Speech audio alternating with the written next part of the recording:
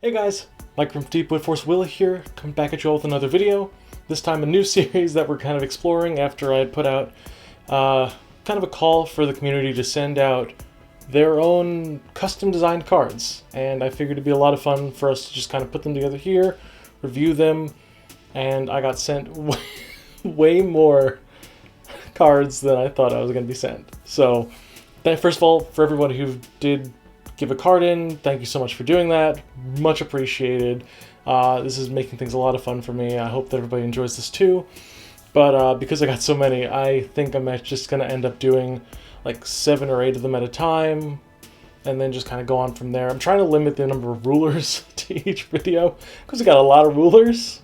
If you guys can send non-ruler submissions, that'd be cool. I like the ruler designs, but there's a lot of them. So for this video here, what I'm going to be doing is ranking the cards based on their concept, as well as if I think they'll be either playable or overpowered, underpowered in whatever specified format that the creator asked me to review them for. So a lot of these are probably going to be for New Frontiers and Wanderer Conqueror, probably a little bit in Epic Stories, and then there's a couple of them that are going to have little alternate formats that they like to see play in, so it's going to be an interesting time. So without further ado, let's get the video started. So the first card we're going to be looking at is the Paradox Space. So the Paradox Space was given to us by Roz from Germany, who didn't give me the ruler that is mentioned on the card, the Machine Mage or Atlas Continuum, but either way, I'm sure that there's some kind of synergy that the card has with that ruler, but we're going to just judge it based off its merits as a single card right now. So the Paradox Space is for 1 blue, 1 time, which is very cool. We haven't seen time in the cost of a card yet. We've seen Moon in the cost of a card in Prologue of Ataractia, so this is a very nice little kind of homage to that. It's a Paradoxin edition. Don't know what the significance of Paradoxin is, but I'm sure the context of the ruler would make more sense.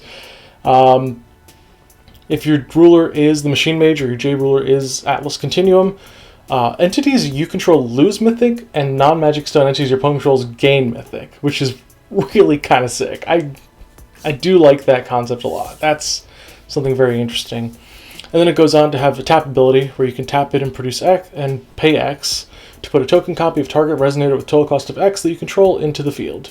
So a little bit of just kind of that like duplication mirror type thing. So there's a lot of homage to Rhea Cluster in this card, with Time Will, with having that duplication mirror packed into it, but also a lot with Alice Origin Cluster, because you have the Mythic synergies there. So a couple of things on this card, it makes me think immediately of having those Regalia that have Mythic.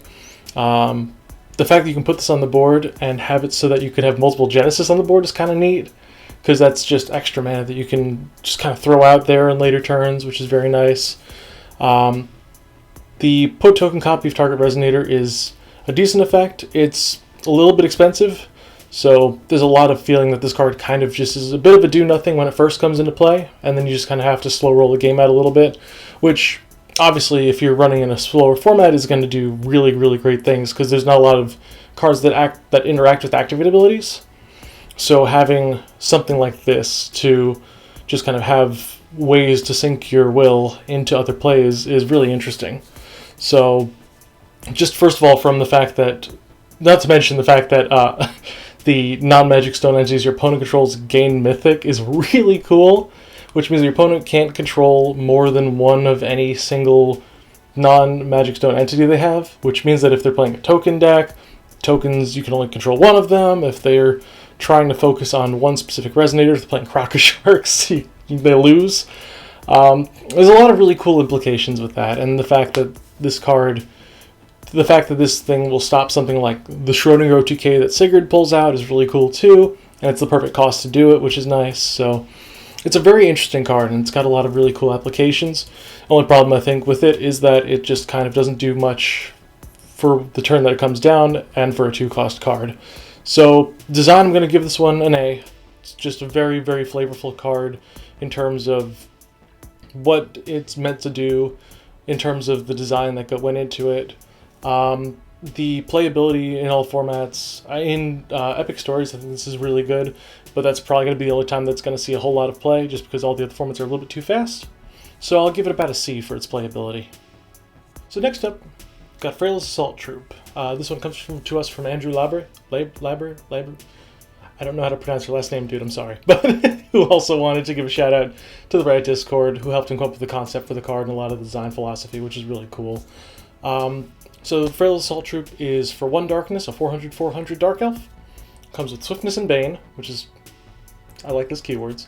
You can play this card from the graveyard if your J-Ruler is a Dark Elf, which is very cool. I like that concept.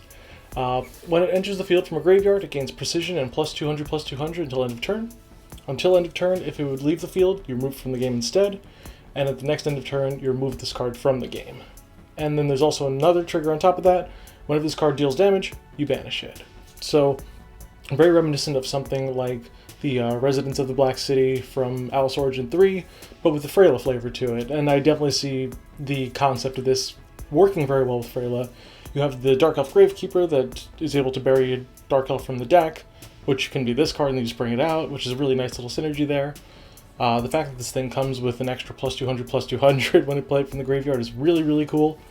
There's certain points to it that I think I would probably change up, in my opinion, just from knowing how Frayla likes to play. First of all, the only weird thing between Frayla and this card is that Frayla wants to pay the 300 life to get things back from the grave. So having that kind of, there's a decision tree that happens there where it's either you can play it from the grave or you can bring it back to your hand with Frayla. And it's already got the swiftness if you play it from hand, so it's a very, very cool concept in that regard, which I really, really like. But I think a lot of the things that it has going for it, it feels like there's a lot of restrictions on it, and I think that's the only thing that I would probably change about the card.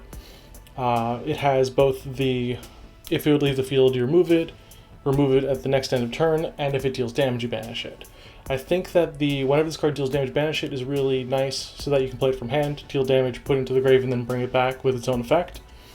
But I don't think at the next end of turn, remove from the game is totally necessary, just because it's probably going to be dealing damage and removing itself anyway.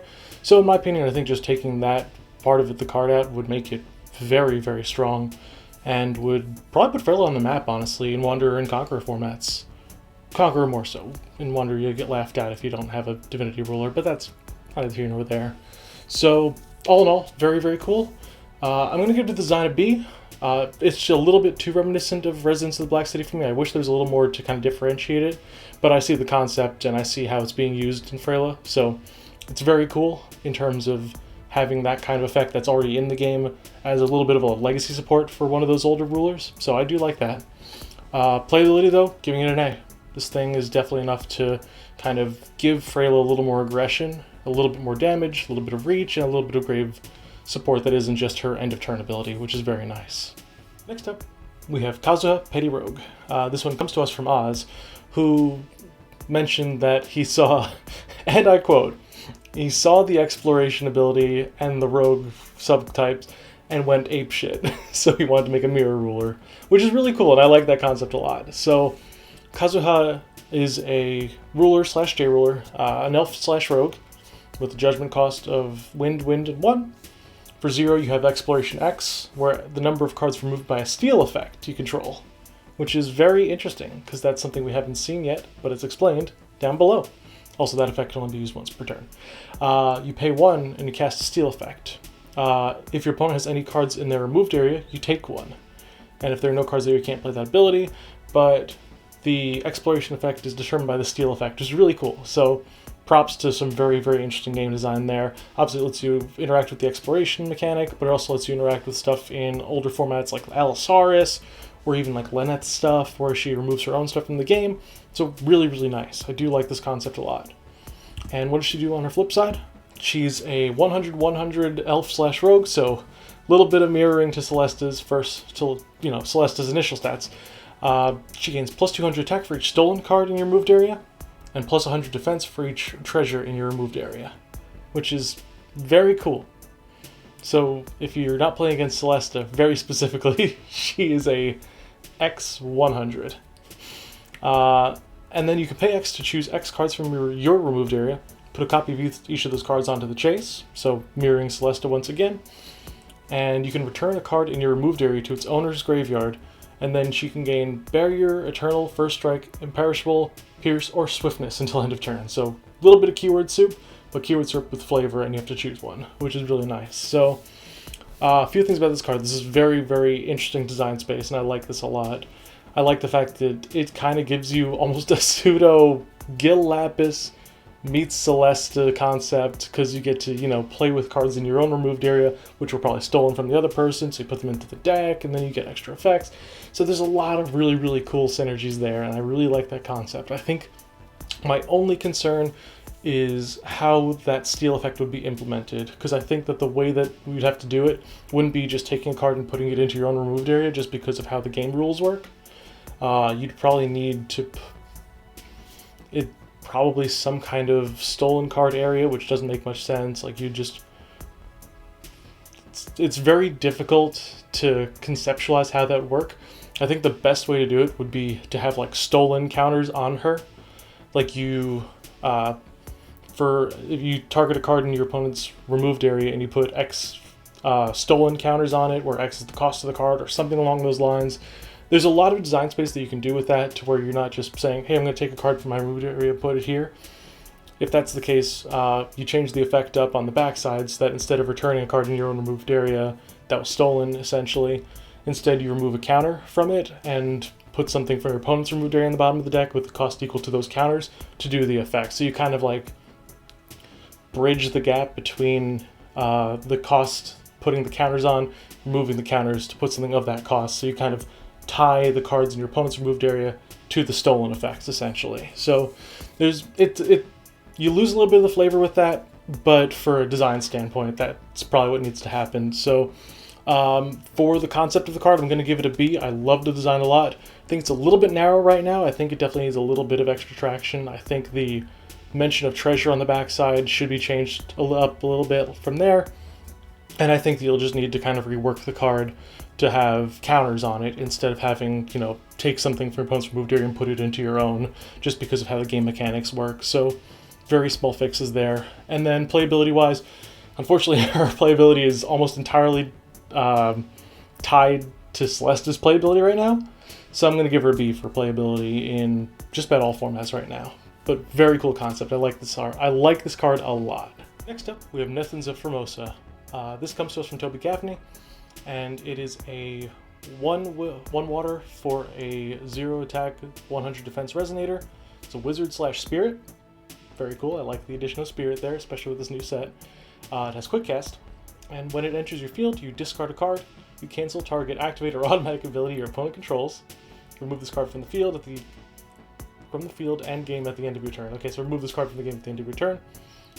You can pay 1 and water in order to remove 3 water cards from your graveyard from the game and put this card into your field from your removed area. So if you can't tell by the flavor text as well as the ability, this is Toby's answer to Lorite, who in his own admission should have been blue, and seeing cards like Kaze's Call, seeing cards like Glimpse of Kaguya, Arendite, I'm in agreement. But I do think this is a very, very interesting take on Lorite, and I think this is actually much, much better designed than Lorite was. And I'll give you some reasons why. First of all, the discard a card part is very, very nice. It's a cost, but also because you're playing spirits here. Spirits actually have graveyard synergy, so it kind of ties into that. It's very, very elegant design in that regard. The fact that it removes itself from the field at the end of the turn is probably not necessary, considering it's less of a body than Lorite was, but it's definitely appreciated. And also the fact that you have to play it from your removed area means that it's kind of tucked away for safekeeping. Removing 3 water cards from the game from your graveyard is a pretty decent cost to bring it back, and also you have to pay will on top of it, 2 will on top of it. So you have to, you get the first one for 1, but then any subsequent ones have to be played for 2, and you still have to discard the water card when it enters, which is very, very nice balancing there. So a couple of things that are just kind of different between it and Lorite. Obviously this is going to be the biggest comparison, but I really do like this concept of, tucking away your Lorite for safekeeping, having, something be more expensive played later on, I think the only thing that I would say is that I feel like it needs a little bit more limitation to play it from the removed area, especially if it's going to just put itself there anyway. But as it is right now, I think this is a very elegant solution to the way that Lorite is, other than making it blue instead of green. What can you do about that? So I believe that the concept of this one, I'll give it about a C, considering it's just an answer to Lorite, but I do think it's a very elegant answer to Lorite. So I think there are definitely some points for trying to fix what Lorite was. Playability-wise, I'm giving it an A, though, because Lorite's very good. Having something to kind of take up the mantle that Lorite had is definitely a big deal. So definitely a really cool card. I would be playing this if it was real in Conqueror. Next up, got Ixion, Obscurus of Humour. This one comes to us from Mr. Jeff Finnegan, who you all know was previously a global liaison for Force of Will up until about early 2019 when the company changed hands. Since then, he's been working on his own card game. Well, first of all, he's been working with AG on Alternate Souls, which, by the way, I'll leave a link in the description here to how you can support them there. But he's also been working on his own pet project of Tenchoku, which is kind of built to be played as almost a supplemental set to Force of Will, which is really, really cool. And I ended up picking up a couple of those boxes to pop open a couple of the rulers that he had there, gave it a try. It's very, very fun. We haven't mixed it with Force of Will cards yet, but we have this card here to kind of be the bridge. And we can pretty much talk about it as almost a Force of Will card since it's built as a supplemental set.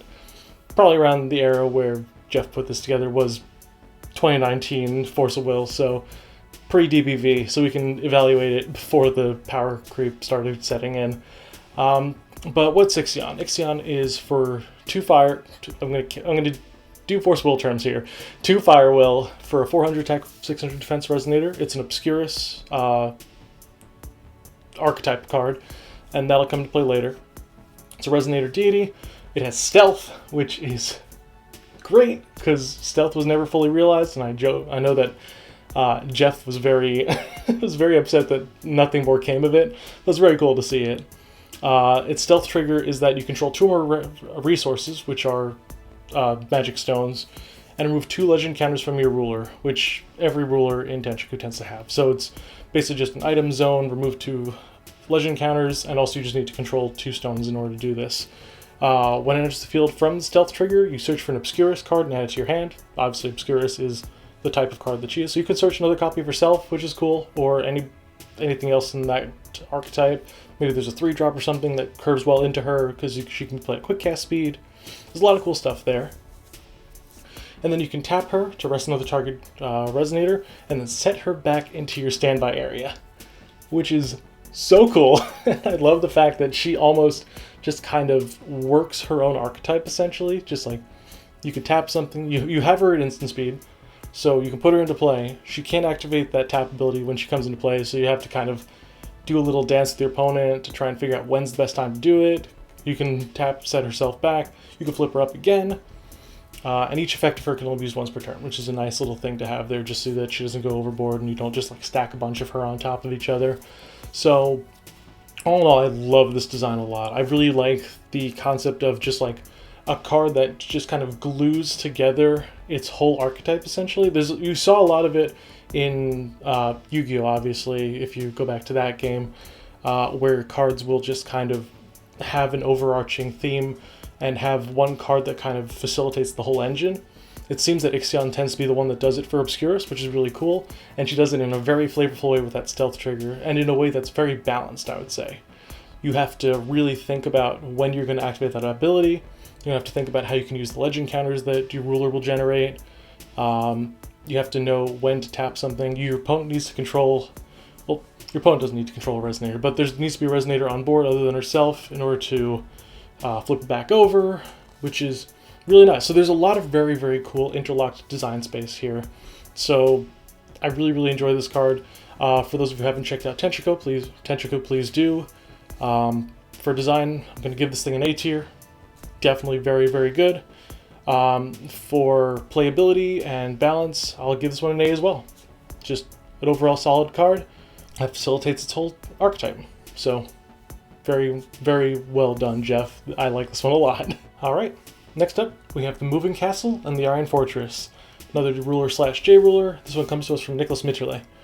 who mentioned this was part of a deck building challenge idea, and it was loosely inspired by Yu-Gi-Oh! Super Heavy Samurais, which is one of the last archetypes I kind of knew about before I got out of the game. So I know what he's coming from, so this is really cool to see. And what do they do?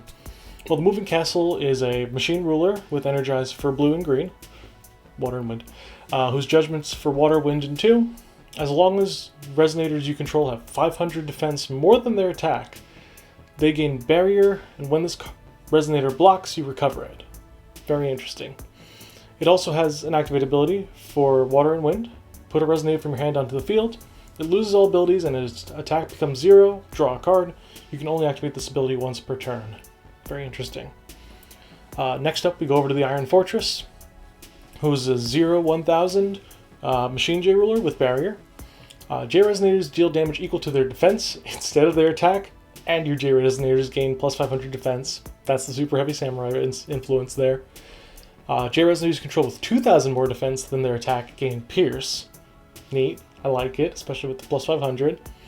And God's Art, the ultimate defense maneuver for water, water, wind, wind. J resonators with 500 or more attack cannot attack or block and lose all abilities until end of turn. So you turn your opponent's full attack board into a bunch of just blanked, no blocks, no attacks. You just lock them down, which means you can just go in with all your high defense resonators. It's a very, very cool concept, and I really, really love this design space. Right now, I think the card's a little overtuned. First of all, I'll just preface this anyway.